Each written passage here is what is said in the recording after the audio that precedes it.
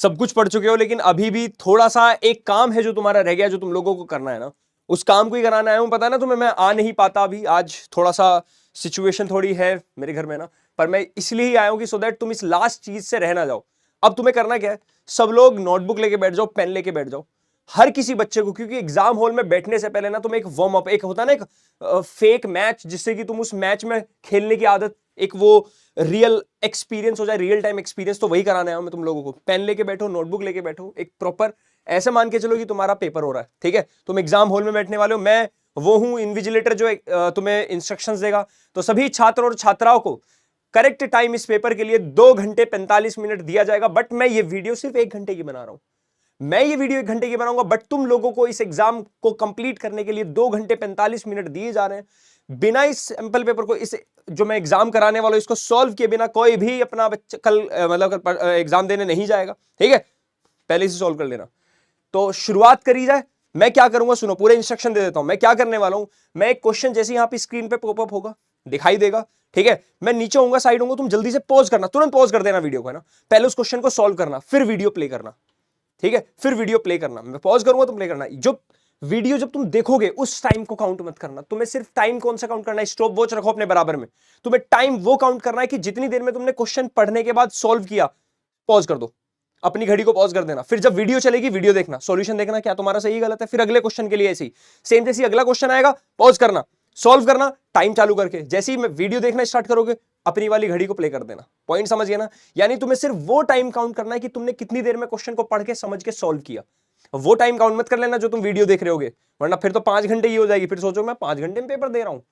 लेकिन मैं इस वीडियो को 1 घंटे में कराने वाला हूं, इसलिए मैं बहुत सारे क्वेश्चन के सॉल्यूशन लेके भी आया हूं, क्योंकि मैं नहीं चाहता अब इस एंड टाइम में मैं तुम लोगों पे भर भर के बहुत बड़ी बड़ी वीडियोस लाद दूं। इसलिए तुमने देखा, तुम लोगों को ग्राफ करा दिए, डेरिवेशन अलग से करा दी, है ना, मैंने फॉर्मूला शीट भी, मैंने सारी चीजें तुम्हें लगभग करा दी है ना, और फिर से आ गया हूं, मैं वापस आ गया, अब तू नहीं डरेगा, देख छोटे अब तू एग्जाम में फोड़ेगा। चलो भाई शुरुआत, पहला क्वेश्चन आपकी अखियों के सामने ये रहा, अरे अच्छे यहां नोट्स मिल जाएंगे ना, ठीक है, पहला क्वेश्चन है, pose a heater coil rated as P, V is cut into 2 equal, एक कॉइल है, लेट्स से ये रही कॉइल है ना कोई भी, ठीक है, ये कॉइल है, इसका रेजिस्टेंस मान लो भी R है, अगर मैं इसको हाफ हाफ पीस में काट देता हूं तो इसका भी रेजिस्टेंस R/2 और इसका भी रेजिस्टेंस R/2 हो जाएगा भाई, ठीक है। पावर का फॉर्मूला क्या होता है, पावर होता है V²/R, है ना, ये तुम्हारा पावर का फॉर्मूला, क्योंकि यहाँ पे वोल्टेज और करंट रेजिस्टेंस की बात हो सकती है, क्योंकि जब वायर को तोड़ेंगे तो रेजिस्टेंस आधा हो जाएगा, ऐसे थोड़ा ना करंट आधा हो गया, समझे, तो वही हमने ये वाला फॉर्मूला यूज कर लिया। अगर यहां में यूज करूं ये वाला फॉर्मूला, P = V²/R, क्या R/2, क्या 2 ऊपर जाएगा तो P dash equals to 2V²/R, क्या ये पुराना वाला पावर है तो P डैश इक्वल्स टू क्या आ गया 2P, यानी डबल हो गई तुम्हारी पावर। अगला क्वेश्चन आपकी स्क्रीन पर कह रहा है, two insulated concentric circles of radius R placed at right angles, एक ऐसा रखा है और दूसरा ऐसा रखा है, ऐसे मान लो दोनों के सेंटर कोइंसाइड कर रहे हैं, पता है ना परपेंडिकुलर इनके, किसके एरिया के क्या होगा, एक ये रहा भाई साहब, देख लो एरिया वेक्टर, ठीक है, देख लो एरिया वेक्टर, एक ये रहा भाई तुम्हारा, ठीक है, देख लो भाई, एक का मैग्नेटिक फील्ड ये रहा B1, एक का मैग्नेटिक फील्ड ले लो B2, ठीक है, तो B1 सबको फॉर्मूला पता है, B1 इक्वल्स टू μ0I/2R, पढ़ा हुआ ये वाला फॉर्मूला। किसी भी सर्कुलर कॉइल के सेंटर पर मैग्नेटिक फील्ड μ0I/2R होता है। अब कह रहा है एक वायर में तो करंट तुम्हारा I है, ठीक है, B1 ले लो, और कह रहा है B2 दूसरी वायर में करंट तुम्हारा कितना है, √3I/2R। क्या मैं ऐसे लिख सकता हूं, B2 इक्वल्स टू √3 बाहर लिख दूं μ0I/2R, क्या ये भी एक्चुअल में तुम देखोगे B1 ही है, ध्यान से देख लो, क्या ये भी B1 ही है, तो √3 B1 लिख दूं, क्या दोनों परपेंडिकुलर, दो वेक्टर परपेंडिकुलर के रिजल्टेंट डायरेक्ट आ जाएगा, B net equals to √B1² plus B2², हाँ ना बोलिएगा भैया, है B1² कितना तुम्हारा, B1² ही रहने दो, क्या ये B2 मतलब √3 B1 का स्क्वायर, क्या ये हो गया √3 का स्क्वायर, 3 + 1 क्या 4B1² आ गया, रूट में क्या आ गया 2B1, B1 की वैल्यू क्या μ0I/2R, 2 से 2 काट दो, क्या आ गया μ0I/R, खत्म भाई, μ0I/R। लास्ट ईयर का पेपर सबसे ज्यादा हार्ड माना जाता है ना, अगर तुमने ये पेपर अच्छे से कर लिया तो बस फिर कोई दिक्कत नहीं। अगला क्वेश्चन आपकी स्क्रीन पर, आजा भाई, कह रहा which of the following material has its magnetic susceptibility का इन द रेंज ऑफ, देख रहा हूं मैग्नेटिक ससेप्टिबिलिटी 0 से एप्सिलॉन के बीच में दी हुई है, तो ये सबसे ठीक है। Where is positive in small, small है ना, तो ये किसके लिए हो सकती है, फेरो के लिए तो बहुत ज्यादा हो जाती है ना, क्या पैरामैग्नेट, खत्म।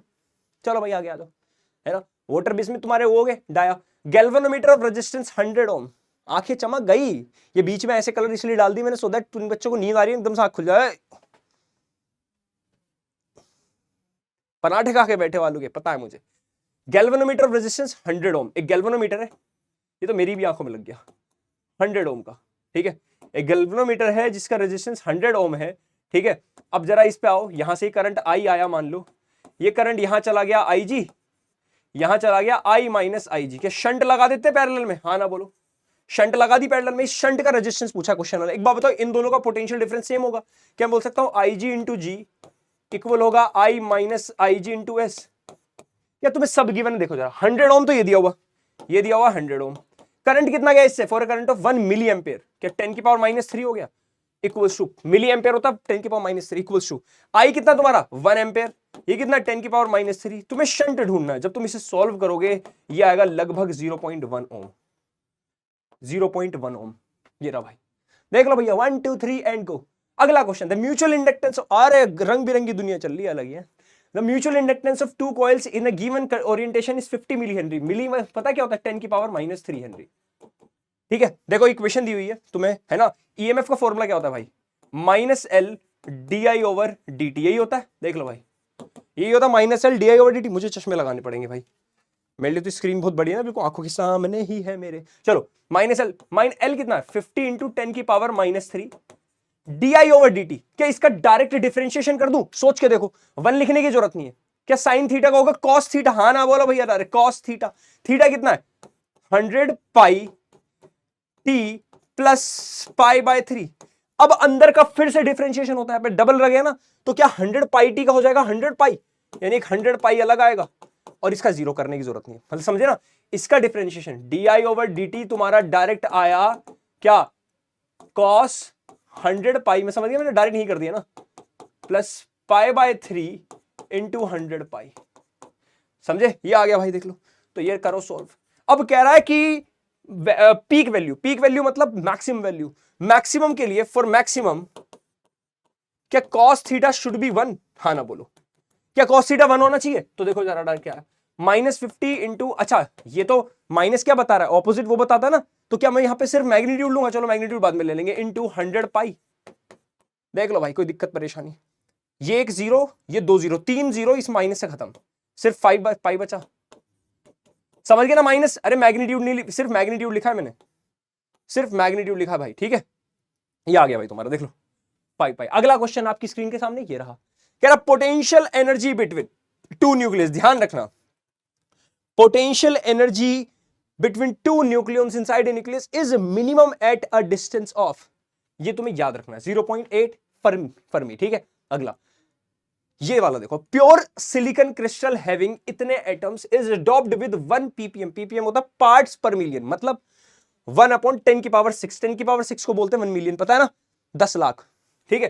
कंसंट्रेशन ऑफ एंटीमनी, कह रहा है एंटीमनी डॉप्ड कर दिया, है ना, 5 इंटू 10 की पावर 28 एटम में हमने एंटीमनी 1 पार्ट्स पर मिलियन डॉप्ड कर दिया, तो इतने एटम्स में, ठीक है, तुमने ये एंटीमनी डॉप्ड किया, तो क्या आया कि इतने एंटीमनी हो गए, एक एंटीमनी एक एक्सेस इलेक्ट्रॉन लेके आएगा, तो इतने कितने लेके आएंगे, उतने ही इलेक्ट्रॉन, 5 इंटू 10 की पावर 22 तुम्हारे एक्सेस इलेक्ट्रॉन लेके आएंगे, ठीक है। अब सबको पता है कि तुम्हारा, अगर तुम ध्यान, ये कौन सा वाला केस है पता है तुम्हें, एंटीमनी क्या होता है पेंटावेलेंट, है ना, 5 एक एक्स्ट्रा इलेक्ट्रॉन इसके पास, ये कौन सी वाली है तुम्हारा एन टाइप सेमीकंडक्टर, है ना, तो क्या यहां पे फॉर्मूला तुम्हें याद होगा इंट्रिंसिक चार्ज का, Ni² equals to Ne into NH, number of electrons into number of holes, अरे याद होगा भैया, याद होगा भैया, देख लो यही था, number of electrons into number of holes. चलो भैया इसके बाद जल्दी से क्वेश्चन सॉल्व कर दे, तो सब चीजें तुम्हें पता है, सब दिया हुआ है, देखो नंबर ऑफ होल्स भी तुम्हें दिया हुआ है, चलो सॉल्व कर दे, तो Ni, ये रूट कर दो इधर, इलेक्ट्रॉन्स कितने हैं 5 इंटू 10 की पावर 22, होल्स कितने हैं 4.5 इंटू 10 की पावर 9, 22 9 31, डेसिमल हटाओ एक, ये एक जीरो से कट जाएगा, 22 और 8 30, 10 की पावर 15 बाहर, 45 पंजे 225, 225 किसका रूट होता है? 15 का। या यहां अगर मैं 1.5 कर दूं तो 10 की पावर 16 हो जाएगा। चलो भाई last, energy of an electron in ground state of hydrogen is इतना। कह रहा ग्राउंड स्टेट में इतनी एनर्जी, ठीक है, ग्राउंड स्टेट की एनर्जी दे दी भाई साहब ने। The kinetic and potential energy of the electron in the first excited state. ध्यान रखना फर्स्ट एक्साइटेड स्टेट क्या होती है? n इक्वल्स टू 1 को ग्राउंड स्टेट बोला जाता है, n इक्वल्स 2 को फर्स्ट एक्साइटेड, यानी n की वैल्यू यहां पे क्या है? 2। और ये लाल कलर बहुत ही भयंकर लग रहा है आंखों में, है ना? n इक्वल्स टू 2, ठीक है। तो क्या मैं टोटल एनर्जी का फॉर्मूला सबको पता भैया? -13.6 अपॉन n स्क्वायर, तो 2 का स्क्वायर कर दो भाई। ये तुम्हारी कितनी आएगी? -4 पॉइंट, ये तो याद कर, ये तुम्हें याद करने पड़ेंगे ना, 2-3 एनर्जी तो याद रखना। -4 आएगी थी, 13.6, 3.4, 3.4, ये टोटल एनर्जी। ध्यान रखना टोटल एनर्जी। क्या kinetic energy is opposite symbol, मतलब समझ रहे हो काइनेटिक एनर्जी का एग्जैक्टली नेगेटिव होता है टोटल एनर्जी। तो क्या काइनेटिक एनर्जी हो गई 3.4 इलेक्ट्रॉन वोल्ट, और पोटेंशियल एनर्जी क्या एग्जैक्टली डबल होती इसकी? तो -6.8 इलेक्ट्रॉन वोल्ट। खत्म। आगे बढ़ जाए, अगला क्वेश्चन आपकी स्क्रीन पर कह रहा है electromagnetic waves used to purifier, और खत्म। यूवी रेज, देखा भी होगा किसी घर में आ रहे हो तो वहां पे लिखा होता है यूवी प्रोटेक्शन, है ना, वहां लिखा भी होता है। अल्ट्रावायलेट रेज भेजी जाती है उससे उन कीटाणुओं को, जीव जंतुओं को।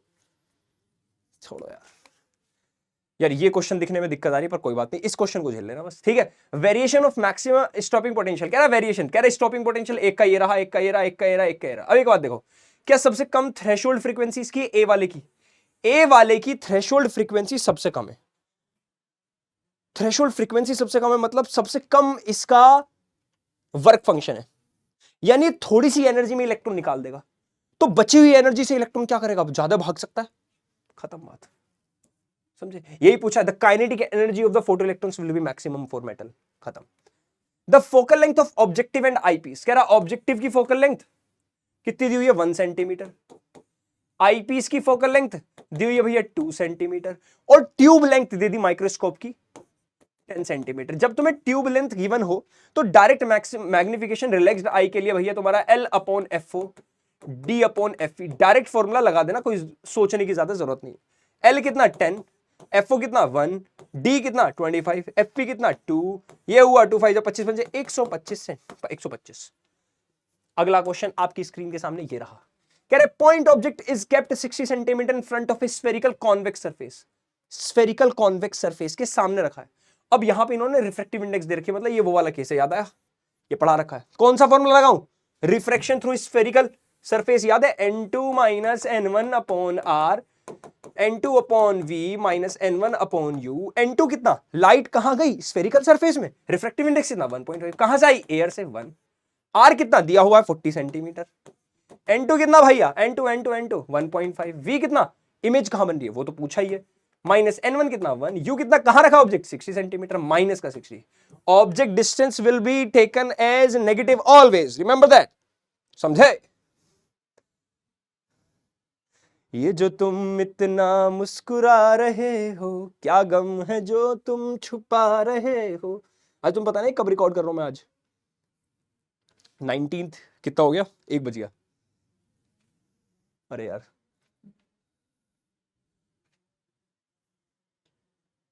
एक बजेगा भाई। जितनी जल्दी तुम तक वीडियो होगी पहुंचा दूंगा भाई, है ना? ठीक है, चलो।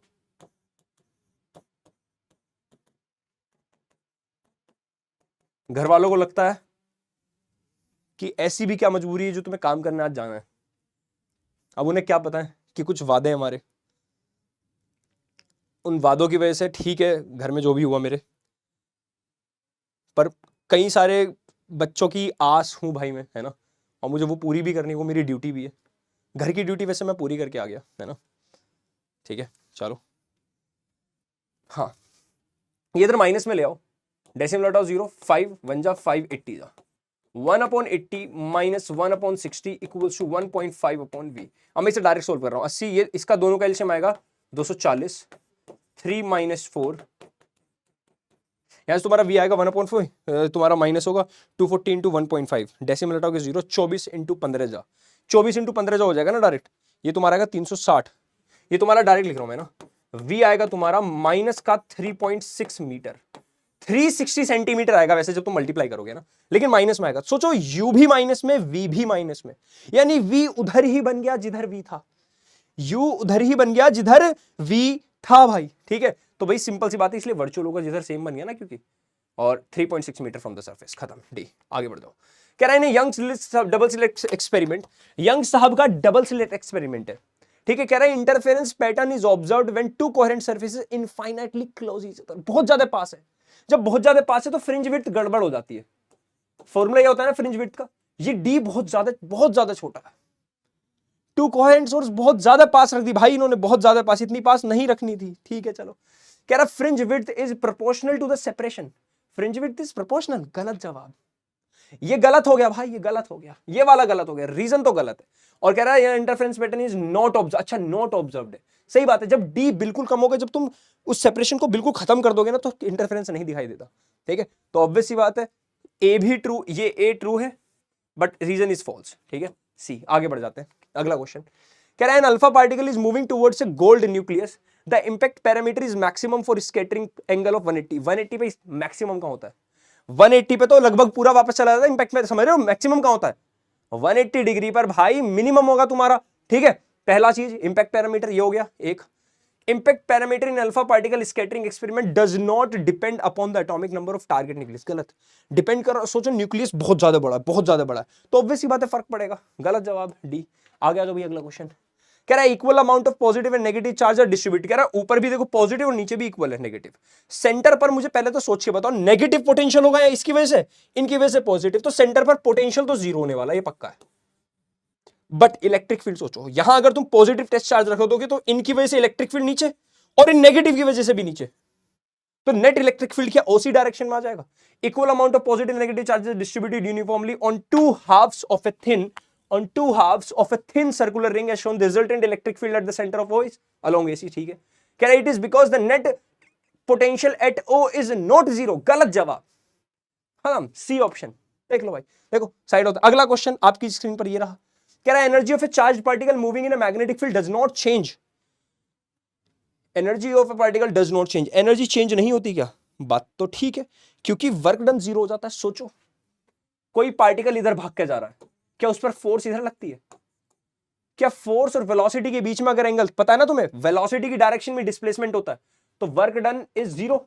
जब वर्क डन ही जीरो तो एनर्जी चेंज क्यों होगी, बात तो सही है, तो एनर्जी चेंज नहीं होगी, ये बात सही है। कह रहा है it is because the work done by the magnetic force on the charge moving in the magnetic field is zero, हाँ क्योंकि वर्क डन जीरो तो एनर्जी कहां से चेंज हो जाएगी, करेक्ट जवाब भाई साहब। लो भैया अगला क्वेश्चन। कह रहा है derive an expression for magnetic force F on a straight conductor of length L carrying current I in an external field magnetic field B, it is valid when the conductor is in zigzag form. हाँ देखो direct बता दो, तुम्हें सबको ये वाली बात याद होगी कि टोटल नंबर, जैसे मोबाइल तुम्हें total number of charge carriers निकालने, तो जो तुम्हारी चार्ज डेंसिटी होती है ना, वो तुम कैसे निकालोगे, कैसे, n इंटू छोटा n, अरे अगर कैपिटल N निकालना है, ये n इंटू वॉल्यूम, कितनी वॉल्यूम है, तो वॉल्यूम का फॉर्मूला हम क्या लिखते हैं, वॉल्यूम इंटू, वॉल्यूम का फॉर्मूला एरिया इंटू लेंथ, यही तो है तुम्हारे टोटल चार्ज कैरियर्स भैया, देख लो है, देख लो देख लो है ये वाली डेरिवेशन एक बार ये। अच्छा मैंने डेरिवेशन वाली जितने भी क्वेश्चन है ना इसके अंदर तुम लोगों को पॉज करके सोल्व करने, मैंने डेरिवेशन सारी कराई हुई तुम्हें, ठीक है। तो तुम्हारा फोर्स का फॉर्मूला BIL sin थीटा आता है बेसिकली, ठीक है, BIL sin थीटा।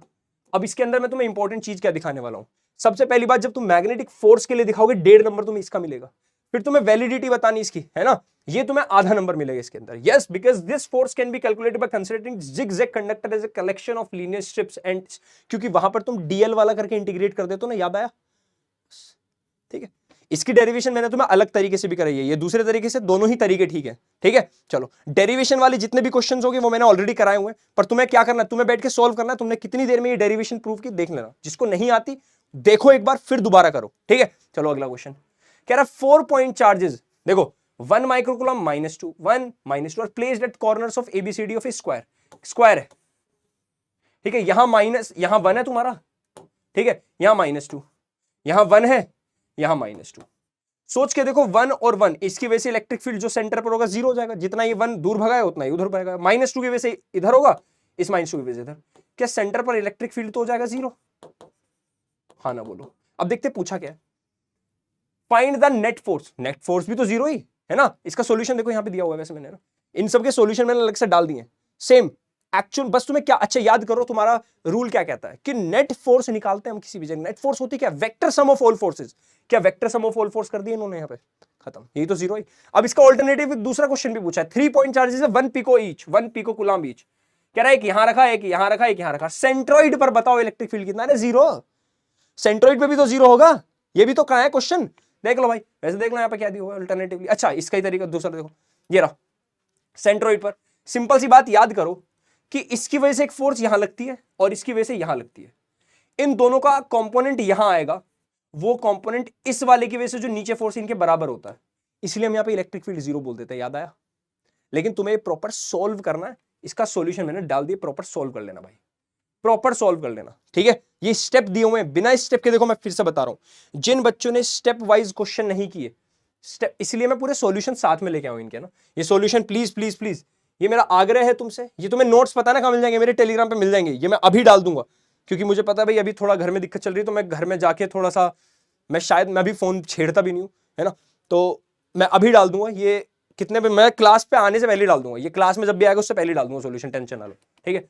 चलो भाई इसके बाद देखो, कह रहा thin converging lens of focal length, thin converging lens, अरे भाई थिन कन्वर्जिंग लेंस है भाई, of focal length 10 centimetre is placed coaxially in contact with a thin diverging lens. ये रहा भाई, ऑफ फोकल लेंथ 15। कॉम्बिनेशन का फॉर्मूला सोचो, इसकी फोकल लेंथ तुम्हें दे दी 10 सेंटीमीटर और इसकी फोकल लेंथ दे दी तुम्हें 15 सेंटीमीटर। सबको पता है इसकी नेगेटिव होती है, इसकी पॉजिटिव होती है। क्या फॉर्मूला पावर का होता है P1 P2 प्लस ये सभी होता है। क्या फोकल लेंथ होगा 1/f equals to 1/f1 plus 1/f2, हाँ ना बोलो, तो 1/f निकाल रहे हैं, नेट फोकल लेंथ निकाल रहा हूं मैं। f1 कितना है 10 सेंटीमीटर पॉजिटिव प्लस f2 कितना है माइनस का 15, एलसीएम आया 15 30, 10 3 जा माइनस 15 2 जा, 3 माइनस 2 1, क्या फोकल लेंथ आ गई 30 सेंटीमीटर। देखो भाई देखो देखो साइड होते हैं, ठीक है। तो अब इसके बाद अच्छा पावर भी यहां से निकाल सकते हैं ना हम लोग, तो पावर का फॉर्मूला P1 प्लस P2। अब ऑलरेडी हमारे पास नेट फोकल लेंथ है, तो हमें पावर अलग से निकालने की जरूरत नहीं है ना, तो पावर का फॉर्मूला डायरेक्ट 1/फोकल लेंथ, 1/फोकल लेंथ। क्या फोकल लेंथ 30 सेंटीमीटर है, मीटर में चेंज करना है तो 30/100 वो ऊपर चला जाएगा, क्या 10/3 डायोप्टर। अब देखो ध्यान से सुनो, पावर भी पॉजिटिव आ रही है, फोकल लेंथ भी पॉजिटिव आ रही है, क्या कंप्लीटली लेंस तुम्हारा कॉन्वेक्स लेंस की तरह बिहेव कर रहा है जो नेट कॉम्बिनेशन है, यही पूछा क्वेश्चन में, ठीक है। आगे आ जाओ, ये मैंने दिया भी है सॉल्यूशन पूरे इसके ना। अब कह रहा है deuterium undergoes the following fusion reaction, पता नहीं सन के अंदर रिएक्शन यही होती है। How long an electric bulb of 200 volt will glow by using the energy released in 2 gram of deuterium. चलो तो सिंपल सी बात है, पहले तुम्हें पता होना चाहिए कि टोटल तुम्हारा एवोगैड्रो नंबर 6.023 इंटू 10⁻23 जो तुम्हारा होता है भाई, ठीक है। अब इसके बाद एक मिनट रुको, पानी पानी पानी पानी पानी पानी, चलो पानी छोड़ो है ना, ठीक है भाई। देखो तो जो एनर्जी रिलीज होगी, ध्यान से देखो, इसका मैं डायरेक्ट बता रहा हूं तुम लोगों को, जो एनर्जी रिलीज पर एटम होगी, क्योंकि total energy 3.27 mega electron volt है, तो एनर्जी रिलीज निकाल सकता हूं पर डिवाइडेड बाय 2 कर दो, क्योंकि टोटल 2 ग्राम दिया हो तो 1 ग्राम की कितनी एनर्जी रिलीज होगी निकाल लेंगे यहां से, कितनी आएगी 3.27 इंटू 2, 2 1 जा 2, 2 6 जा 12, 2 3 जा 6, लगभग 1.63 आएगी। देख लो 1.63 मेगा इलेक्ट्रॉन वोल्ट है ना, लगभग तुम्हारी इतनी आएगी। अच्छा वही कर रहे हो ना, पोज करके सॉल्यूशन कर रहे हो ना, देखो ठीक है। अब तुम्हारी एनर्जी ऑलरेडी आ गई, कि तुम्हें पावर का एनर्जी का फॉर्मूला पता है, पावर इंटू टाइम होता है, टाइम तुम्हें निकालना है। क्या एनर्जी अपॉन पावर, एनर्जी तुम्हारी 1.63 मेगा इलेक्ट्रॉन वोल्ट है, मेगा को लिखते हैं 10⁻6, इलेक्ट्रॉन वोल्ट को 1.6 इंटू 10⁻−19। क्या तुम्हें ऑलरेडी इसमें पावर दी हुई है 200 वोल्ट, 200 वोल्ट दे दी भाई, ठीक है। ये लोग विल बी ग्लो यूजिंग, ठीक है। हाउ लॉन्ग, देखो पूरा यही है, सारी कैलकुलेशन यही है, तो डायरेक्ट तुम्हारा आंसर 7.88 इंटू 10⁸8 सेकेंड्स आ रहा है ना, 10⁸8 सेकेंड्स। देख लो भाई, इतनी देर तक तुम्हारा ये बल्ब जलता रहेगा, ठीक है, ड्यूटेरियम के फ्यूजन रिएक्शन से जो एनर्जी रिलीज होगी। आगे आ जाओ भाई, इसके बाद अच्छा ये देखो पूरा हो गया ना, इसके बाद आ जाओ, कह रहा है electron in hydrogen atom is revolving with the speed of, इतनी स्पीड से घूम रहा है, वेलोसिटी गिवन है, ठीक है, वेलोसिटी गिवन है मेरे भाई, और कह रहा है इन एन ऑर्बिट रेडियस भी गिवन है, calculate the initial frequency, frequency पूछी है। क्या बेसिकली फ्रीक्वेंसी होता है तुम्हारा, लिखा भी हो मैंने 1 टाइम पीरियड, और टाइम पीरियड क्या होता है, वेवलेंथ अपॉन वेलोसिटी, या टाइम पीरियड क्या होगा, टोटल एक सर्कुलर मोशन ऑफ वेलोसिटी, अरे circumference upon velocity, 2πr upon में वेलोसिटी, क्या यही फॉर्मूला एक्चुअल में फ्रीक्वेंसी निकालने के लिए, फ्रीक्वेंसी को f लिख देते हैं जिससे कंफ्यूजन ना हो। वेलोसिटी तुम्हारी 2.2 इंटू 10⁻6 गिवन है, 2 पाई, पाई को लिख सकता हूं 22/7 इंटू, अब ये क्या बचा तुम्हारा आर, 0.53 एंगस्ट्रॉम, एंगस्ट्रॉम हो गया 10 की पावर -10। सारी कैलकुलेशन तुम्हें गिवन है, जरा देखो कोई कैलकुलेशन में तुम्हें दिक्कत हो तो देख लो भाई, आगे बढ़ जाते हैं। ठीक है, इसे सॉल्व कर लें, 22 से 22 कट जाएगा, 7 ऊपर चला जाएगा, ये तुम्हारा लगभग आएगा 6.6 है ना, देख लेते हैं। चलो इसका सॉल्यूशन मैंने दिया हुआ है 6.6 इंटू 10 की पावर 15, 6.6 इंटू 10 की पावर 15 हर्ट्ज आ रहा है भाई। अच्छा, मैं और वाले क्वेश्चन भी करा रहा हूं जो और करके किए थे, तुम मत करना भी है ना, तुम जो तुम्हें अच्छा लगे वही क्वेश्चन, वैसे तो तुम सारे कर लो, उन और वाले क्वेश्चन का भी तुम टाइम कैलकुलेट करोगे तो वो एक्सक्लूड कर देना लास्ट में। ठीक है, चलो आगे आ जाओ, अगला क्वेश्चन। ठीक है, कह रहे स्टेट लेंज लो, सबको पता है लेंज लो क्या होता है ना, लेंज लो सबको बता रहे भैया, लेंज लो ने यही तो बताया था, ईएमएफ का फॉर्मूला क्या था, -L di/dt, एक फॉर्मूला ये था है, एक फॉर्मूला ईएमएफ -N di/dt, ये इलेक्ट्रोमैग्नेटिक इंडक्शन था, ये तुम्हारा क्या है, इंडक्टेंस वाला केस है ना, चलो इंडक्टर वाला केस, तो उन्होंने ये बोला था माइनस क्यों आया था, जिस कारण से पैदा उसी कारण को अपोज कर रहा है।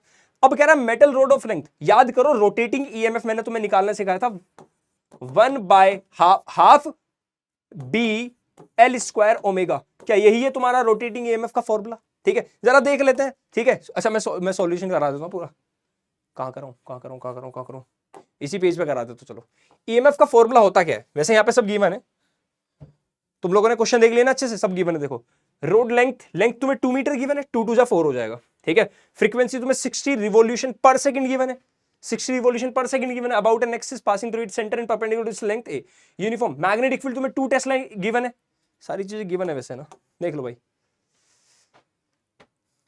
तुम सोचोगे ये जो 60 रिवॉल्यूशन, एक बच्चे को डाउट आता है सर 60 रिवॉल्यूशन पर सेकंड जो दिया हुआ ये क्या है, ये फ्रीक्वेंसी होती है, और ओमेगा का फॉर्मूला होता है 2 पाई एफ, तो ओमेगा तुम यहां से निकालोगे 2 पाई इंटू 60, ये ओमेगा मिल गया, लेंथ तुम्हारी 2 मीटर हो गई, कहां दी हुई है ना, और ये हो गया, ये भी दिया, ये भी दिया, ये भी दिया, क्या डायरेक्ट निकाल सकते हो, ईएमएफ हो गया। एम्पेयर सर्किट लो, सबको पता है बी डॉल है, बी डी एल का integration equals to mu naught I. ठीक है, चलो भाई देख लो, यही दिया हुआ है एम्पेयर सर्किट लो, ये मैंने सब दिया हुआ है, एक नंबर तुम्हें मिलेगा एम्पेयर्स की स्टेटमेंट का, और जो तुमने ये लिखा है। ठीक है, मैग्नीट्यूड और डायरेक्शन ऑफ मैग्नेटिक फील्ड निकालने का। अब इसमें देखो सेकंड क्वेश्चन है, कह रहा है 2 long straight parallel wire separated by 20 centimetre carrying 5 ampere and 10 ampere current respectively in the same direction. जब सेम डायरेक्शन में होती है तो तुम्हें पता होगा अट्रैक्शन होती है इनके बीच, और मैग्नेटिक फील्ड जो आता है वो नेट कैसे आता है, बी नेट तुम्हारा आएगा B1 माइनस B2, यही आएगा। बी का फॉर्मूला क्या होता है, mu naught I upon 2 pi R, यही फॉर्मूला दोनों के लिए, बस करंट इनका अलग अलग है, देख लो भाई करंट इनका अलग अलग है, देखो exact same formula, mu naught I upon 2 pi R. ठीक है, तुम्हें डायरेक्ट करना B2 minus B1, B1 minus B2 बोल दो, B2 माइनस B1 बोल दो, बड़ा मैग्नेटिक फील्ड माइनस छोटा मैग्नेटिक फील्ड, इसको सोल्व कर ही देता हूं। चलो, तो बी नेट तुम्हारा आएगा B2 minus B1 which is mu naught I1 upon 2 pi R, I R मतलब बीच का distance, mu naught I2 upon 2 pi R, दोनों से तुम कॉमन ले लोगे mu naught upon 2 pi R, तो अंदर बचेगा तुम्हारा I2 minus I1 which is 10 minus 5, खत्म। देख लो 10 माइनस 5 यही है, एग्जैक्ट सेम सॉल्यूशन है, 10 माइनस 5 देखो बचा बस 5। ठीक भाई, ठीक है, तो ये तुम्हारा लगभग आ रहा है 10 की पावर समथिंग टेस्ला -3 टेस्ला। ठीक है, तो ये क्वेश्चन हो गया।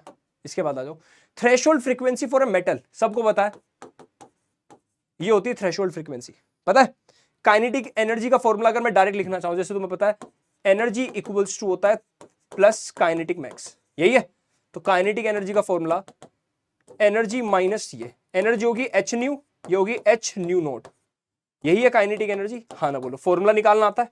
इसके बाद देखो क्या कह रहा है, थ्रेशोल्ड फ्रीक्वेंसी तुम्हें गिवन है, क्वेश्चन वाले ने दे दी, अब बीम ऑफ फ्रीक्वेंसी भी दे दी, कह रहा है वर्क फंक्शन निकालो, तो पहले तो वर्क फंक्शन अलग से निकाल लो, 6.6 इंटू 10 की पावर -34, और तुम्हारा न्यू नोट कितना गिवन है 3 इंटू 10 की पावर 14, यहां से आ गया वर्क फंक्शन, तुम्हारा वर्क फंक्शन जूल में आएगा। ठीक है, अब इसके बाद इलेक्ट्रॉन वोल्ट में बोला है, तो डिवाइड कर दो 1.6 इंटू 10 की पावर -19 से, अब तुम्हारा आंसर इलेक्ट्रॉन वोल्ट में आएगा, ये सबको पता होना चाहिए। ठीक है, इलेक्ट्रॉन वोल्ट निकालने के लिए 19 14 कितना हो गया 33 में से 34 खत्म हो गया, 16 छिका तिया 3 पंजे 15 5 सम, ये लगभग 1 पॉइंट समथिंग कुछ आ जाएगा ना, देखो 1.24 इलेक्ट्रॉन वोल्ट आ रहा है, 1.24 इलेक्ट्रॉन वोल्ट आ गया।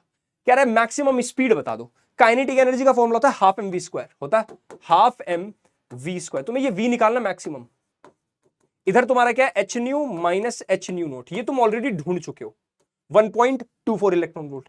क्या v स्क्वायर मैक्स निकालना है? 2 मल्टीप्लाई में क्या, हाँ ना बोलो, और m डिवाइड में आ गया, क्या यही है? जो भी वैल्यू निकल के आएगी उसका रूट कर देना है तुम्हें, है ना? जो भी वैल्यू निकल के आएगी उसका तुम्हें रूट कर देना। एक बार सब लोग सॉल्व करेंगे, जो भी वैल्यू निकल के आएगी उसका रूट करना है तुम लोगों को, ठीक है? मैं भी एक बार सॉल्व करता हूं अपने उस पे, है ना? तुम लोग भी सॉल्व करो भैया जल्दी से, ठीक है? और हाँ, पिछले वाले क्वेश्चन 10 की पावर -5 है ना, दिख ना रहा हो तो 10 की पावर -5 है, ठीक है? चलो ये वाला सॉल्व करो जल्दी से, कितना आया फिर मैं बताता हूं मेरा कितना है। तो ये लगभग आ रहा है 9.35 इंटू 10 की पावर 5, ये आ रहा भाई 9.3 इंटू 10 की पावर 5 मीटर पर सेकेंड मेरा करेक्ट आंसर आ रहा है इसका। देख लो भाई सब लोग, है ना? अगले पेज पे देख लेते हैं, यही है, यही है। सॉल्यूशन भी दे दिया तुम्हें, है ना, साथ में। कह रहा name the parts of electromagnetic spectrum which are also known as heat waves, infrared light rays को वेव को बोलते हैं। Absorb by ozone layer, ultraviolet rays, UV हो गया। Write briefly one method each of the production and detection. Production क्या होता है? देखो भाई सिंपल सी बात, कोई भी हीट तुम्हारी वो होती है ना, क्या कहते हैं, गर्म हॉट बॉडीज होती हैं, उनसे इंफ्रारेड रेज निकलती है, यहां पे लिखा होगा। वाइब्रेशन ऑफ एटम्स मॉलिक्यूल से। यूवी रेज तुम्हारी भाई लैंप से निकलती है, सन से आती है, बहुत ज्यादा गर्म बॉडीज से आती है, ठीक है? ये तुम्हें याद करना भाई, इंफ्रारेड को इनको थर्मोपाइल्स, इनको डिटेक्ट करने का तरीका है, बोलोमीटर करके एक चीज होती है। सेम अल्ट्रावायलेट के लिए फोटोग्राफिक फिल्म होती है, इनको डिटेक्ट करने का तरीका। अगले क्वेश्चन पे आ जाओ। अगला क्वेश्चन क्या है? Explain the characteristics of PN junction diode that makes it suitable for its use as a rectifier. So जो पीएन जंक्शन क्या करता है, सिर्फ फॉरवर्ड बायस में करंट फ्लो कराता है, रिवर्स बायस में रोक लेता है। तो पीएन जंक्शन को इसलिए यूज किया जाता है क्योंकि एक बार जब हमें वो ऑल्टरनेटिंग सोर्स को कंप्लीटली डायरेक्ट करंट में कन्वर्ट कर देता है ना। With the help of circuit diagram explain the working of full wave rectifier. तो मैं ऑलरेडी इसकी डेरिवेशन कराई हुई पूरी, पर फिर भी ठीक है, देख लो, ठीक है? अभी अभी मेरा सेमीकंडक्टर का लेक्चर है, तो वहां से भी देख सकते हो, ठीक है? ये रहा तुम्हारा पूरा डायग्राम। आगे बढ़ते हैं 1 2 3 एंड गो। कह रहा है adopted semiconductor is electrically neutral. हाँ, क्यों? सोच के देखो, क्योंकि जितने तुम उसके अंदर जो तुम मान लो एक्स्ट्रा डालते भी हो, तो वो इलेक्ट्रॉन निकल के अपनी जगह, जो खाली इलेक्ट्रॉन है, जितने भी, सुन लो, जितने भी इलेक्ट्रॉन एक्स्ट्रा होते हैं उतने खाली जगह भी होती है। अगर तुम उन्हें कंबाइन कर दोगे तो न्यूट्रल हो गए ना at the end. In a PN junction under equilibrium there is no net current. जब पीएन जंक्शन अंडर इक्विलिब्रियम में होता है, ये वो वाली स्टेट है जहां पर तुम्हारा पोटेंशियल बैरियर बन जाता है, जहां डिप्लीशन लेयर बन जाती है, जहां पर तुम्हारा ड्रिफ्ट करंट डिस्प्लेसमेंट करंट के बराबर हो जाता है। See in the diode the reverse current is practically not dependent on the applied voltage, क्योंकि वहां पे माइनॉरिटी चार्ज कैरियर्स इन्वॉल्व होते हैं। देख लो, यही है चार्ज ऑफ एडिशन। देखो पहला वाले का, charge of additional charge carrier just equal and opposite to that of ionised cores, यानी खाली जगह। Under equilibrium the diffusion current is equal to the different diffusion current is drift current के displacement current बोल दिया था ना। Reverse current is limited due to concentration of minority charge carriers, इसलिए reverse current में तुम्हारा बहुत लिमिटेड होता है तुम्हारा करंट, है ना। आगे आ जाओ। कह रहा electron is moving with the velocity v। कह रहा है इस डायरेक्शन में इलेक्ट्रॉन जा रहा है, ठीक है, आई कैप में। मैग्नेटिक फील्ड का बाहर की तरफ है, ठीक है। आई क्रॉस के करना है तुम्हें, क्योंकि फोर्स का फॉर्मूला क्या होता है, हमें फोर्स निकालनी है ना, होता है क्यू वी क्रॉस बी। जब तुम वी क्रॉस बी कर रहे हो यानी तुम आई क्रॉस के कर रहे हो।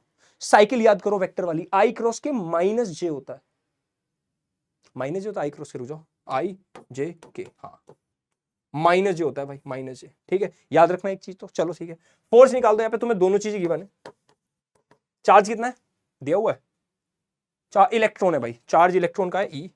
वी कितना है 3 इंटू 10 की पावर 6 आई कैप क्रॉस, ये कितना तुम्हारा 91 मिली दिया हुआ, तो 10 की पावर -3 ले लेना, ठीक है, के कैप। तो इन दोनों की मल्टीप्लाई अलग करो, आई क्रॉस के, तो तुम्हारा माइनस जे हो ही जाएगा, ठीक है। इलेक्ट्रॉन पता है ना ऑपोजिट डायरेक्शन होती है, इलेक्ट्रॉन की ऑपोजिट में करंट होता है, ध्यान रखना। ये माइनस, यहां से आई क्रॉस के आएगा माइनस जे, माइनस माइनस खत्म हो जाएगा तो जे कैप बचेगा सिर्फ। तो फोर्स तुम्हारी आएगी जे कैप डायरेक्शन में, यानी जो तुम्हारी फोर्स आएगी, कितना मस्त क्वेश्चन है, इस डायरेक्शन में आएगी फोर्स। जब फोर्स इधर आ जाएगी तो क्या पार्टिकल ऐसे भागेगा, एंटी क्लॉकवाइज। यही तुमसे पूछा है, trace the path describe by it, तो यही है इसकी पाथ, ऐसे घूमेगा, ठीक है। तो यहां से फोर्स निकालते हैं, फोर्स की वैल्यू 1.6 इंटू 10 की पावर -19 इंटू 3 इंटू 10 की पावर 6 इंटू 91 इंटू 10 की पावर -3, और फाइनली आ गया है जे कैप। ये नोट करो, 1963, ये सोल्व करते हैं। ये -3 है ना, एक बार देखते हैं, सोल्व करते हैं। 16 48, 48 इंटू 9.1, ये तुम्हारा आएगा, सब लोग करेंगे भाई, है ना, कोई छोड़ेगा नहीं क्वेश्चन। बोलते बोलते पता है गला दुख जाता हमारा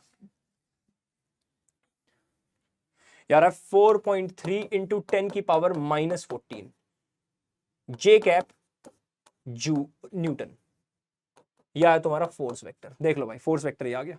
अब यहां पे कह रहा है रेडियस भी ढूंढो, calculate the magnetic force and radius of the orbit, radius का फॉर्मूला होता है mv/qb, मैं पुट कर रहा हूं वैल्यू है ना। मास होता है 9.1 इंटू 10 की पावर -31, वेलोसिटी तुम्हें दे दी तुम्हारी कितनी 3 इंटू 10 की पावर 6, चार्ज होता है 1.6 इंटू 10 की पावर -19, और मैग्नेटिक फील्ड तुम्हारा 91 इंटू 10 की पावर -3। ये सारी वैल्यू से काटा पीटी करके भाई कितना आंसर आ रहा है हमारा। अच्छा मैं चाहता सारे सॉल्यूशन तो मैं ऐसे ही पढ़ देता भाई, है ना, लेकिन मैं ट्राई कर रहा हूं जितना मैं सॉल्व कर पाऊं। 1.8 इंटू 10 की पावर -4 मीटर, ये सो थोड़ा कम लिखा गया, 1.8 इंटू 10 की पावर -4 मीटर, तो एंटी क्लॉकवाइज डायरेक्शन, और ये हो गया। ठीक है, नोट कर लो भाई, अगले क्वेश्चन पे चलते हैं। देख लो सब जो मैं यहां दिया हुआ ऑलरेडी है ना, देख लो भाई। कह रहा है potential difference of 1 volt is applied to across a conductor, side हो जाते हैं, नोट करो। इतना एरिया मेरे सबको दिया हुआ है, करंट दिया हुआ है, ठीक है, एरिया 1 मिलीमीटर स्क्वायर, ध्यान रखना। इस पास हुए कंडक्टर के ड्रिफ्ट स्पीड पूछी है। करंट का फॉर्मूला होता है VNA, वीना होता है। क्या तुम्हें VD निकालना है, ड्रिफ्ट वेलोसिटी, यही तो निकालना है। करंट तुम्हें दिया हुआ है 4.25 एम्पियर, ई तुम्हें दिया हुआ है, एन तुम्हें दिया हुआ है, एन भी दिया हुआ है, N N N N N कहां दिया हुआ है, पोटेंशियल डिफरेंस इतना, करंट इज पास, अच्छा given number density of electrons is इतना दिया हुआ है, एन भी है ना, करंट निकाल, चलो सोल्व करते हैं। 4.25 अपॉन 1.6 इंटू 10 की पावर -19, एन कितना 8.5 इंटू 10 की पावर 28, और एरिया कितना है 1 मिलीमीटर स्क्वायर है ना, 10 की पावर -6 मीटर स्क्वायर करना है ना, 10 की पावर -3 और -6, हाँ ये रहा। इसे ध्यान रखना, मीटर स्क्वायर में चेंज जरूर कर लेना।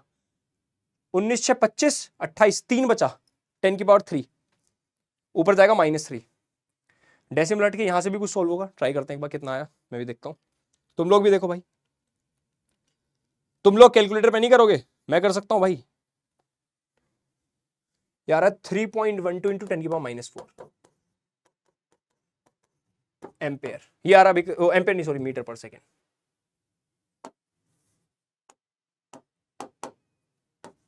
अरे यार पगला गए भैया,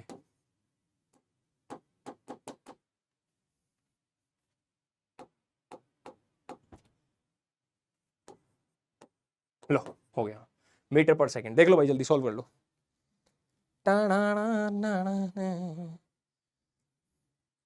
ठीक है, अब और भी करना, थोड़ा सा एक चीज और निकालनी है भाई, निकालें। अब निकालना है यहाँ पे क्या, रिलैक्सेशन टाइम। देखो डायरेक्ट ये फॉर्मूला लगाओ, तुम्हें ड्रिफ्ट वेलोसिटी मिल गई, मास पता है तुम्हें इलेक्ट्रॉन का, इलेक्ट्रॉन ही है ना, हाँ, लेंथ पता है तुम्हें कंडक्टर की, ठीक है, इलेक्ट्रॉन और वोल्टेज तुम्हें 1 वोल्ट गिवन है, तो डायरेक्ट दिखा देते हैं भाई तुम्हें। ये रहा देखो टाउ का फॉर्मूला 8.8 इंटू 10 की पावर -15 ये आएगी। चलो आगे बढ़ते हैं, यानी देखो तुम्हें 1.5 नंबर मिला ड्रिफ्ट वेलोसिटी निकालने का, 1.5 नंबर मिला रिलैक्सेशन निकालने का, 3 नंबर का क्वेश्चन तुमने कर लिया। ठीक है, कह रहा है prism in an optical medium bounded by 3 reflecting plane surfaces. ठीक है, बेसिकली रिफ्रेक्टिव इंडेक्स के फॉर्मूले की बात की प्रिज्म के। अब लास्ट में देखो क्या कह रहा है, the angle of incidence on the second surface, if the angle of incidence on the second surface is greater than the critical angle, critical angle से बड़ा हो गया तो क्या ये कंप्लीटली ऐसा वापस आ जाएगा, हाँ ना बोलो, यही तो होगा। The ray will not be reflected from the second surface and is totally internally reflected, ये रे डायग्राम हो गया। अब आगे पढ़ते हैं क्वेश्चन, कह रहा है critical angle for glass is θ1, glass का क्रिटिकल एंगल θ1 है। ठीक है, ग्लास के लिए θ1 क्रिटिकल एंगल है, ये दिख नहीं रहा, कोई और कलर लेंगे, θ1 ग्लास के लिए, फॉर ग्लास, ठीक है, एंड θ2 इज फॉर वाटर। तो पता ना वाटर का रिफ्रेक्टिव इंडेक्स घट गया, रिफ्रेक्टिव इंडेक्स घटने से ध्यान रखना क्रिटिकल एंगल बढ़ जाता है, रिफ्रेक्टिव इंडेक्स जितना घटेगा उतना क्रिटिकल एंगल बढ़ेगा। तुम इसे ऐसे रिलेट कर सकते हो, डेंसर मीडियम से रेयरर मीडियम में जाने पे तो तुम्हारा होता है TIR। तो ध्यान रखना अगर तुम्हारा रिफ्रेक्टिव इंडेक्स घट रहा है, डिक्रीजेस, तो क्रिटिकल एंगल विल इंक्रीजेस, ये बात ध्यान रखना। ठीक है, चलो, यानी TIR और ज्यादा एंगल पे होगा, फिर और ज्यादा एंगल पे TIR हो पाता है। ठीक है, critical angle for glass water surface would be, ठीक है, तो क्रिटिकल एंगल सिंपल सी बात है, क्योंकि वाटर के लिए θ2 है, ठीक है, तो क्रिटिकल एंगल इससे बड़ा होना चाहिए, तो ग्रेटर देन θ2। ठीक है, ध्यान रखने बात है ना, क्योंकि वाटर का रिफ्रेक्टिव इंडेक्स कम हो गया ना।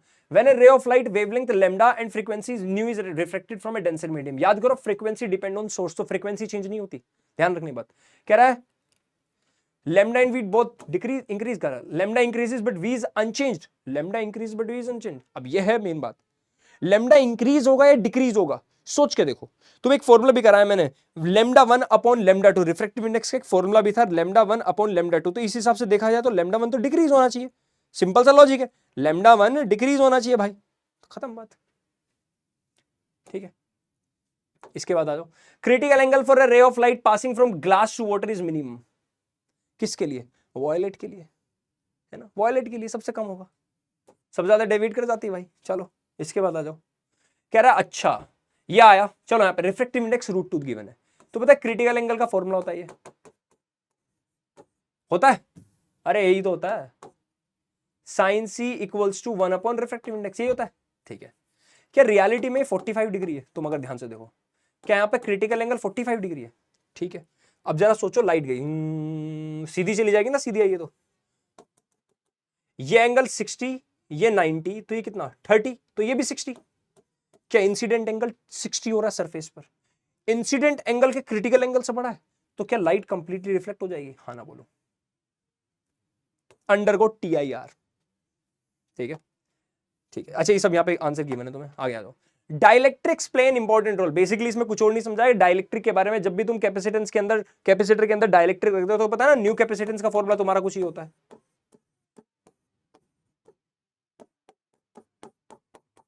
ये फॉर्मूला होता है, याद है? मैंने कहीं लिखा भी होगा, कहीं तो लिखा होगा, D माइनस टी अपॉन के। ठीक है, कह रहा which of the following is a polar molecule, H positive Cl negative, direct दिख गया है, चलो आगे बढ़ते हैं। कह रहा which of the following statement about dielectrics is correct, dielectric की खास बात क्या है? तुम्हें पता है, जब तुम यहाँ पे ये मान लो positive positive positive negative negative, तो अगर तुम ये डाइलेक्ट्रिक होगी तो इधर नेगेटिव इधर पॉजिटिव, क्या ये डाइपोल मोमेंट की डायरेक्शन ये होगी? क्या इलेक्ट्रिक फील्ड की डायरेक्शन भी यही है? यानी कि net dipole moment of induced dipole is along the direction of the applied electric field, खत्म, सोचना ही नहीं है कुछ, आगे आ जाओ भाई साहब। कह रहा है when a dielectric slab is inserted between the plates of an isolated charge capacitor, energy कम होगी भाई साहब, इलेक्ट्रिक फील्ड भी कम होगा, हाँ इलेक्ट्रिक फील्ड और एनर्जी कम हो जाएगी भाई, कैपेसिटेंस बढ़ा देंगे, कहां है ये रहा, decrease in the electric field, देख रहे हो एनर्जी की बात कर रहा है, इलेक्ट्रिक फील्ड आल्सो डिक्रीजेस।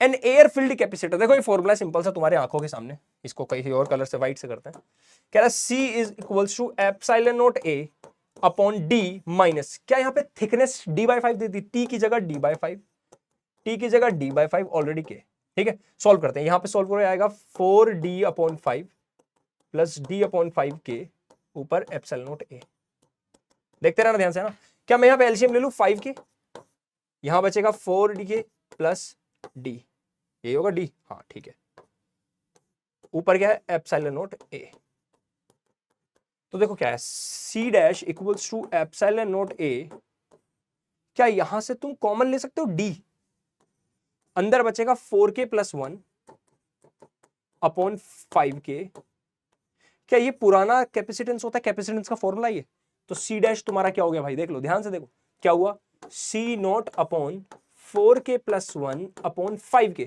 तो 5 के ऊपर ले जाओ, तो क्या है 5 के ऊपर 4K प्लस 1 C नॉट, खत्म।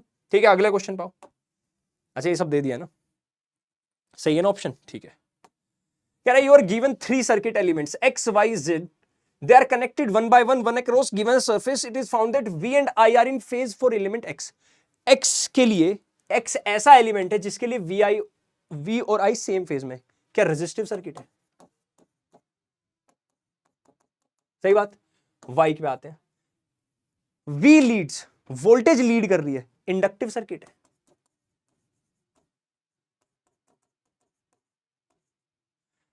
और कह रहा है वाइज हो गया, I leads V for element Z, अरे इंडक्टिव कैपेसिटिव हो गया, खत्म। आगे आ जाओ, establish the expression for impedance, याद करो इंपीडेंस की रिलेशन कैसे निकाली थी हमने, क्या तुम्हें याद है? मान लो ये हो गया तुम्हारा VL माइनस VC, ये हो गया VR, तो यहाँ पे V नेट आता है, इसी फॉर्मूले से निकाला तो फाइनली हमारे Z इंपीडेंस का रिलेशन आ गया था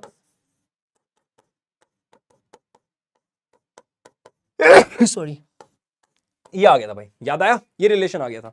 और इस केस में भी अगर तुम्हारा इंपीडेंस मिनिमम चाहते हो तुम, इंपीडेंस मिनिमम, तो XL इक्वल्स टू XC, ये रेजोनेंस कंडीशन भी होती थी याद हो तो, और यहाँ पे इंपीडेंस मिनिमम होता है, एक्चुअल में ये सब पूछा इसमें, ये रिलेशन निकालनी है, इस वाले नेट वोल्टेज वाले फॉर्मूले से डेरिवेशन कराई हुई, डेरिवेशन वाली वीडियो सब है, देख ली ना डेरिवेशन वाली वीडियो, इसी चैनल पे ना सब है ना, देख लेना वीडियोस में जाके, प्लेलिस्ट में आराम से मिल जाएगी, मैंने सारी डेरिवेशन इंपॉर्टेंट सब करा रखी है। एक व्हीटस्टोन उसमें शायद कराना मैं भूल गया था, उसके लिए तहे दिल से माफी चाहूंगा, व्हीटस्टोन वाली जरूर कर लेना, ठीक है। देखो क्या कह रहा है, establish the expression in a series LCR circuit, obtain the condition under which impedance is minimum, यही तो कंडीशन है। Whatless current flows in the current, खत्म बात। आ जाओ भाई, देख लो, देखो भाई, देखो देखो, ठीक है, ये रहा, ठीक, देख लो देख लो देख लो, इंपीडेंस मिनिमम हो गया है ना। और वोटलेस करंट समझिए ना, cos फाई की वैल्यू क्या ले लो, 1 ले लेना, cos फाई की वैल्यू 1। cos फाई वैल्यू 1 कब होता है, जब फाई की वैल्यू 90 डिग्री हो, यानी फेज डिफरेंस, फेज डिफरेंस समझ रहे हो, फेज तुम्हारा कितना होना चाहिए, 90, खत्म बात, ठीक है। यहां तुम्हारा पी इक्वल्स, सॉरी उल्टा, फाई की वैल्यू 0 होनी, फाई की वैल्यू, cos फाई की वैल्यू 0 होनी चाहिए, cos फाई की वैल्यू 0 होगी तभी तो पावर इक्वल्स टू 0 हो जाएगा। ये 90 डिग्री पे cos थीटा 0 हो जाता है, ये पूरा 0 हो जाएगा, तो तुम्हारा वोटलेस करंट हो जाएगा ना। तो फाई फेज डिफरेंस जब भी पाई बाई 2 होगा वी और आई में, खत्म। पावर, ये तो मैं बताया भी था मैंने, इंडक्टिव सर्किट के लिए और कैपेसिटिव सर्किट के लिए वोटलेस करंट पढ़ते हैं। वोटलेस करंट का मतलब वहां पे पावर 0 निकल के आती है, क्योंकि दोनों के बीच में फेज डिफरेंस पाई बाई 2 होता है। चलो आगे आ जाओ, डिस्क्राइब द कंस्ट्रक्शन एंड, ये ट्रांसफॉर्मर का, बेसिकली ट्रांसफॉर्मर की बात की गई है, ये रहा तुम्हारा ट्रांसफॉर्मर। ये तो पूरा देख लेना, ट्रांसफॉर्मर तुम्हें डेरिवेशन वाली में भी कराया, ठीक है। ये याद रखने, इसके मेन फॉर्मूले याद रखने तुम्हें, EMF primary upon EMF secondary equals to number of turns primary upon number of turns secondary equals to current secondary upon current primary. Current उल्टा होता है, बस दैट्स इट, ठीक है। ये याद रख लेना। इसके फ्लक्स लीकेज होती है इसमें, है ना, एडी करंट का लॉस होता है, ठीक है। और तुम्हारा रेजिस्टेंस आता है, वो जो कॉपर की वाइंडिंग्स होती है उनके अंदर हिस्टेरिसिस लॉस होता है, ठीक है। आ जाओ भाई, यहाँ पे कह रहा प्लेन लाइट, ये बेसिकली और कुछ नहीं है, तुम्हें स्नेल्स लॉ की डेरिवेशन पूछिए, जो कि इस चैप्टर के लिए बहुत इंपॉर्टेंट है। ध्यान से सब लोग करो बैठ के, डेरिवेशन मैंने कराई, जल्दी करो फुर्ती से। अब मैं इतना बात करता हूं, तुम्हारे वेव ऑप्टिक्स के अंदर दोनों ही डेरिवेशन बहुत इंपॉर्टेंट है। कौन कौन सी, तुम्हारी रिफ्रैक्शन वाली भी और रिफ्लेक्शन वाली भी, तो वही पूछिए पहले वाले केस में। लेकिन दूसरे वाले केस में क्वेश्चन वाला यंग्स डबल स्लिट एक्सपेरिमेंट की बात कर रहा है। देखो साइड में कह रहा है the slits are separated by 0.30, यानी वो तुम्हें छोटा डी दिया हुआ है मिलीमीटर में, एंड स्क्रीन इज केप्ट 1.5, ये कैपिटल डी दिया हुआ है। Wavelength of the light used is 600 nanometre, तुम्हें लैम्डा दिया हुआ है, नैनोमीटर चेंज कर लेना। Calculate the distance between central bright, central से फोर्थ डार्क ढूंढनी है।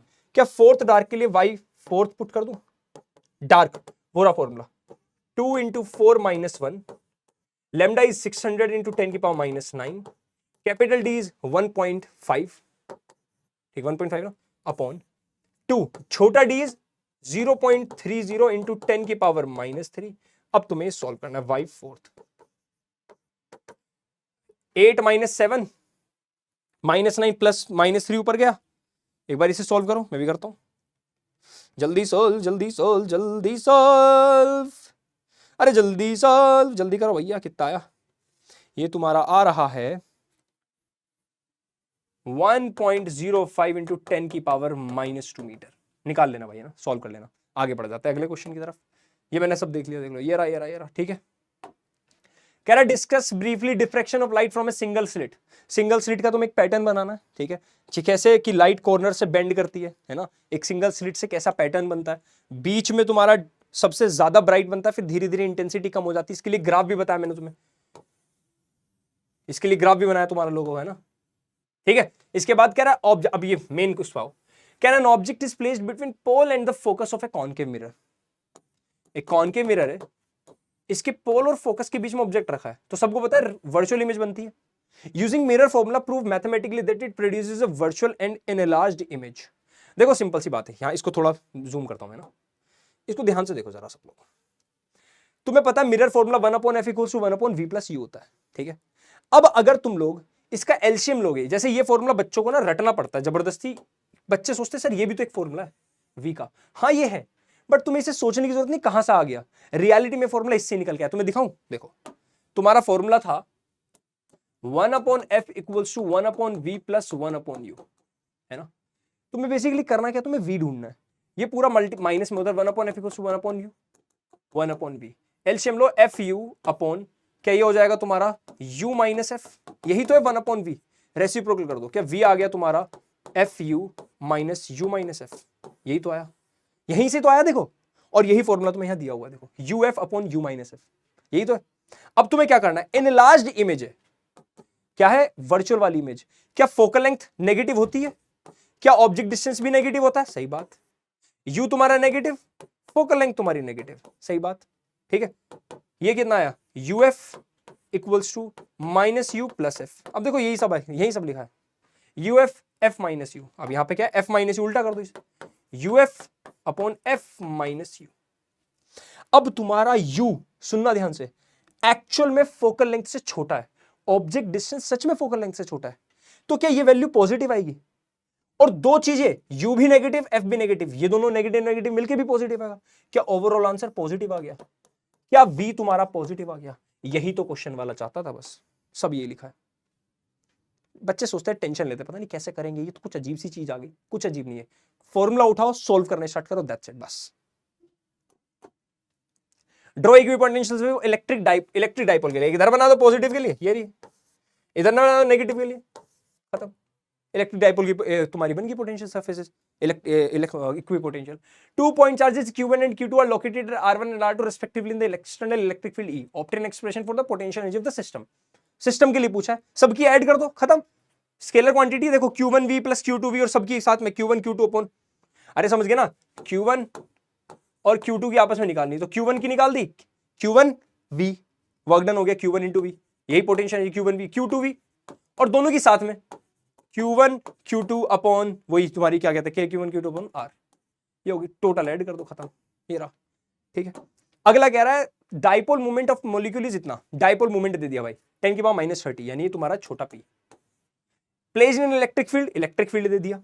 वर्क डन पूछा क्वेश्चन, क्या वर्क डन फॉर्मूला होता है cos theta PE cos theta 1 minus cos theta 2, direct formula put कर सकते हो। वर्क डन का formula PE cos theta 1 minus cos theta 2। तुम्हें देखना पहला एंगल कितना है, दूसरा। P तुम्हारा कितना 10 की पावर -30, E कितना 10 की पावर 5 आई थिंक, है ना, E 10 की पावर 5। कह रहा the direction of E suddenly change by 60 degree. Oh, direction of E suddenly changed by 60 degree, suddenly changed by 60 degree. ये तो चेंज किया इसने 60 डिग्री, है ना, चलो 60 डिग्री चेंज कर दो, तो कितना नया एंगल इसने दिया नहीं है ना, सडनली एंगल 60 डिग्री चेंज कर दिया। तो पहले वो इक्विलिब्रियम में रखा होगा जब उसने बोला ही नहीं कुछ, है ना। Electric field such that it axis, अच्छा such that its axis is along the electric field दिया हुआ ना, पहले एंगल 0 डिग्री था, अब 60 डिग्री हो गया, cos 0 degree minus cos 60 degree, ये होता है 1, ये होता है 1/2, ठीक है। ये बचा तुम्हारा 0.5, 10 की पावर -30 इंटू 10 की पावर 5, ये बचा तुम्हारा -1/2 ही बच गया, 1/2, ठीक है, हो गया भाई, देख लो आंसर कितना है, 1/2 ही बच गया ना। 5 इंटू 10 की पावर -26 हो गया, खत्म। 5 इंटू 10 की पावर -26 जूल। इतना वर्क डन करना पड़ेगा भैया, इतना वर्क डन, ठीक है। चलो आई थिंक तुम्हारे क्वेश्चन बस 3 और बचे हैं शायद, है ना, 3 क्वेश्चन और बच गए भाई, अगला पेज करते हैं। कहाँ गया भाई साहब, अरे 33 क्वेश्चन हो गए ना। अरे भाई बेस्ट ऑफ लक, ये मेरी फाइनली तुम लोगों के साथ लास्ट वीडियो थी, एंड मुझे बहुत मजा आया तुम लोगों को पढ़ाने में यार, है ना। और मुझे लगता है कि जो मैंने बोला था वो मैंने लास्ट तक डिलीवर कर ही दिया है फाइनली, है ना। मैंने तुम लोगों को जितनी चीजें बोली थी सब मैंने तुम्हें छोटे छोटे, क्योंकि देखो क्या है, मुझे पता है कि एक ही वीडियो में 10-12 घंटे की बनाता नहीं झेल पाती, छोटी छोटी मैंने वीडियोस की सारी चीजें कवर कर दी। ग्राफ तुम्हें बोला था करा दिए, फॉर्मूला शीट तुम्हें मैंने दे दी थी सीईटी वाला पे ना, सफल में तुम्हें वन शॉट मैंने सीईटी वाला पे करा दी, यहाँ मैंने तुम्हें ग्राफ दे दिया, डेरिवेशन दे दी, सैंपल पेपर दे दिया, ठीक है, फॉर्मूला शीट मिल गई, पूरा हमने पढ़ लिया, ठीक है, इंपॉर्टेंट टॉपिक्स की वीडियो भी दे दी तुम्हें, ना। अब बस मेरा लास्ट बेस्ट ऑफ लक तुम लोगों को, खुद पे भरोसा करना, फोड़ के आना, अच्छा जाएगा एग्जाम। पहले इस दिमाग से डर को निकाल दो कि यार मैं क्या करूंगा, मैं क्या नहीं करूंगा। पहले तुम्हें अपने अंदर से वो कॉन्फिडेंस लेके आने की जरूरत है कि हाँ मैंने पूरे साल पढ़ाई करी है तो मैं कुछ करके आऊंगा अच्छा, ठीक है। जो दिक्कतें थी मैंने अब खत्म कर ली है। अब एंड टाइम पे डर के ना नई नई चीजें मत उठाना। कभी सोचो अब तो डर लग रहा है सर, डर लग रहा है, क्या करें सर एक काम करते 12 घंटे कोई क्लास ले लेते हैं, नहीं। अब तुम्हें दिमाग को रिलैक्स भी करना है अपने। अब वो वाला टाइम आ गया कि तुम अपने दिमाग को अगर इतना ज्यादा थका दोगे ना तो वो एग्जाम में जितना तुमने पढ़ा है वो लिख ही नहीं पाओगे, ठीक है। तो अब थोड़ा रिलैक्स करने का भी टाइम आ गया। सिर्फ ऊपर ऊपर से रिवाइज करो कि एक सीक्वेंस बनाओ दिमाग में कि अच्छा ये हो गया, ये हो गया, ये हो गया, ये हो गया। अब सोचने मत बैठ जाना कि वो हुआ, मुझे आता है क्या। ये होता है सबके साथ, मुझे पता है। इवन जब तुम स्कूल में जा रहे होगे ना, रास्ते में भी आएगा यार वो मैं भूल तो नहीं गया वो वाली चीज। अभी दिमाग को मत प्रेशर देना, बस देख लो एक बार क्या सारी चीजें तुमने कंप्लीट कर ली है, ठीक है, अभी सब। क्योंकि देखो मैं तुमने देखा इस पेपर के अंदर भी, ये पेपर लोग हार्ड बता रहे थे, इसके अंदर 2-3 क्वेश्चन ऐसे थे जहां मुझे पता है कि दिक्कत आनी है, ठीक है, लेकिन ओवरऑल पेपर तुम देखोगे ना 70% पेपर वही है जो तुमने क्लास में पढ़ी है चीजें। ठीक है, बाय बाय, टाटा, सी यू, टेक केयर, और मिलते हैं तुम लोगों से जल्दी। ठीक है, बाय।